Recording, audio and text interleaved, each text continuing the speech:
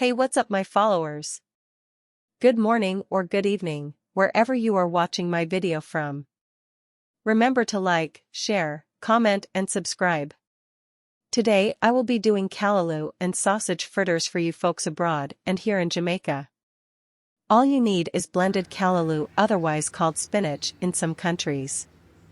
Add your scallion, onion, chopped hot pepper, pinch of salt, optional, tip of sugar to give a sweet taste, egg, coconut milk. Blend all the ingredients and then add some flour and baking powder and little water or milk at a time.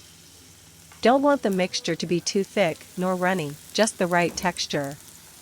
Then add some oil to your pot, and once it is hot enough you can start to add in the desired amount to make your lovely tasty fritters. Turn fritters regularly on both sides until they are golden brown. The longer you have it frying, it will become so crispy. Hope you all enjoy my video.